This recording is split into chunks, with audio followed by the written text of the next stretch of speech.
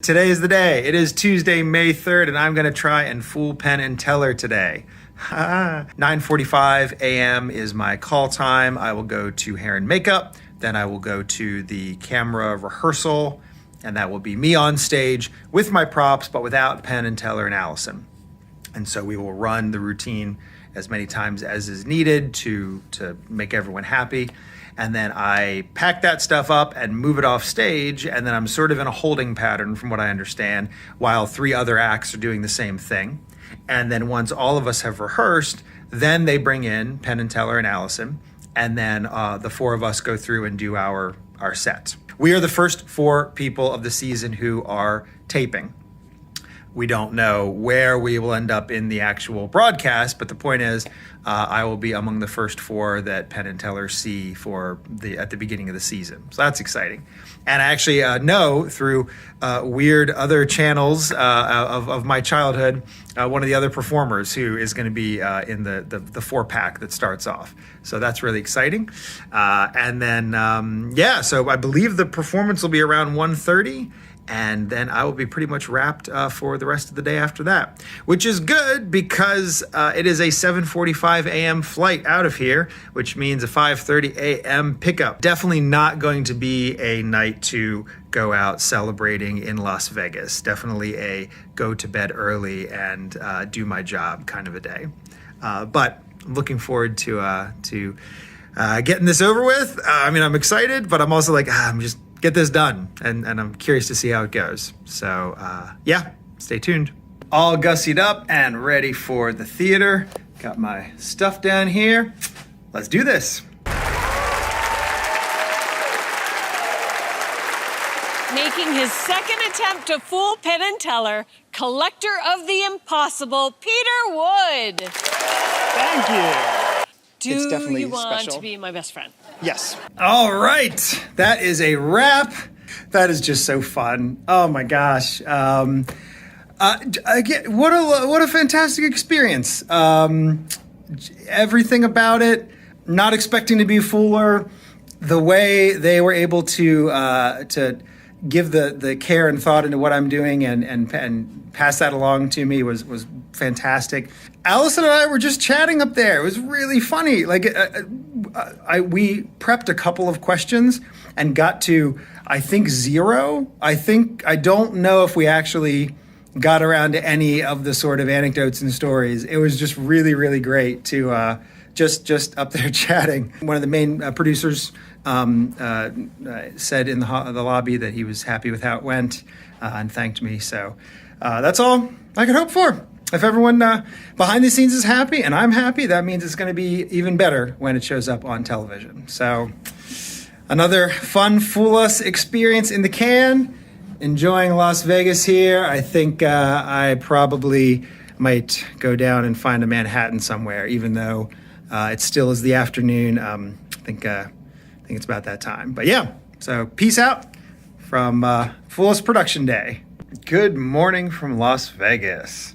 For the first time, I am happy that I have sort of kind of maintained my East Coast timetable because the airport shuttle wanted to pick me up at 5:30, which normally would be a real drag, but at least it feels like 8:30 in my brain.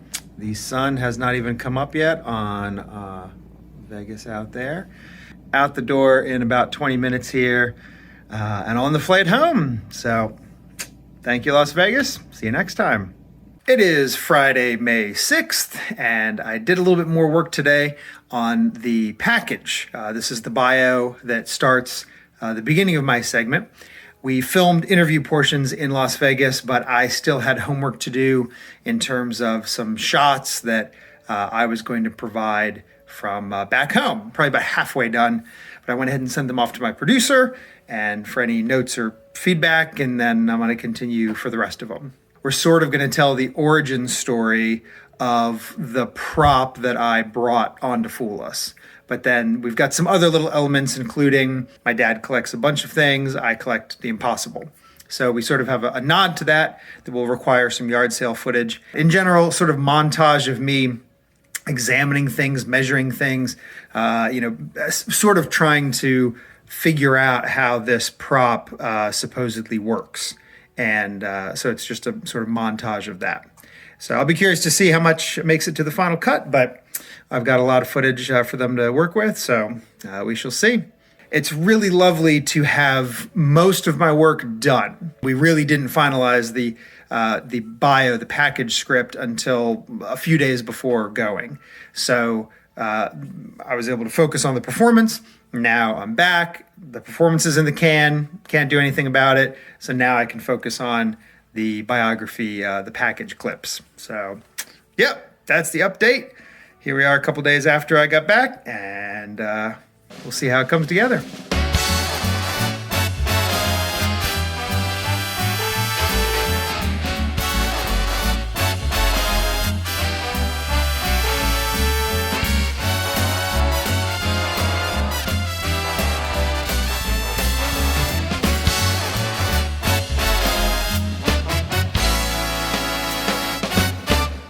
All right, it is Monday, July 18th, and I believe I just finished up the last few shots that will be needed for my intro story package. I got a note late last week from my story producer asking for just a couple of other little things, so I filmed those as well as a few options of stuff to go for.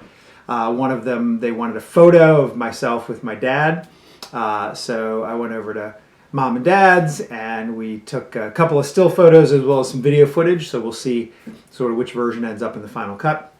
They also wanted a few examining of the prop that made it clear, sort of linked it a little bit more to what I'm actually using. I purposefully had a whole montage idea, but with all of the shots, I didn't really want to give away too much, so the things that I filmed today, one in particular with light bulbs, is a little bit more on the nose in terms of what I'll actually be using. And it's fine because makes sense. Like I was sort of holding back a little too much, but this way you'll sort of catch a glimpse of what the light bulb rig is, and then you'll see it again 10 seconds later for the actual performance, so it makes sense. The season premiere is scheduled to be October 14th, and all I know is that I'll likely be early in the season. But beyond that, I'm sort of trying to keep my Friday nights available because all of a sudden I'm going to have maybe 2 or 3 weeks heads up, and surprise, I'm going to be on national television again. And this time, because of COVID being in a much different spot than it was the first time, I'm hoping to get some friends together and have sort of a watch party. So that'll be a lot of fun. Some of the things I filmed today will be ending up on national TV. It's pretty crazy. All right. Let's finish up summer. Here we go. It's Tuesday, November 15th, and 4 days ago, my second Fool Us appearance showed up on the CW, and it has been a wild and crazy time. First, I got to have a watch party. Woo! That was a goal and a hope from the beginning, and so we had a whole house full of family and friends over, which was delightful. One of the many advantages of having a do-over. So that was a lot of fun. Folks are saying lovely things about it. I really appreciate all the kind words, and I'm very happy with how it all came out. Obviously, the standout stars from the package portion, my dad and my daughter made it into it, but then there were a bunch of other cameo appearances that were made. I actually made a separate video about that, so if you haven't already seen that, you can take a look at the cameo and Easter egg video, and it sort of goes through all the different little references and special places where I recorded some of that stuff, so it's fun little hunt to go on. You know, I got 95% of what I wanted. As lovely as it would have been to have a Fool Us trophy, that was never the plan going in, and again, what I want is footage for me to help sell what I love doing, which is doing live shows for people. I've had 2 questions that keep coming up. One was recurring the first time I was on. A second one is a little bit more specific to this instance. That second question is, would you consider going on for a third time? And I will never say never. But the way I'm feeling about it right now, the answer is no, for a couple of reasons. First of all, I mean, maybe there is a particular trophy to be won of being a 3-time loser of the show. I don't know if anyone has done that yet. But Honestly, it's a little bit of diminishing returns. I'm really happy that I went back, but it wasn't quite as big of a splash as going on the first time. So even though I'm really happy with how it turned out, and I love having that footage that I can use to help sell my show, it's still, with every subsequent visit, it's going to be a little bit less special. That's just the way it goes. And then also, a lot of people have been asking, are you sure that you didn't fool them? And I just wanted to take this opportunity to reiterate sort of how the show works. In addition to Penn and Teller, there is a hidden third person named Michael Close, a fantastic magician. And all of the contestants meet with Michael Close, and we all tell Mr. Close how everything is done.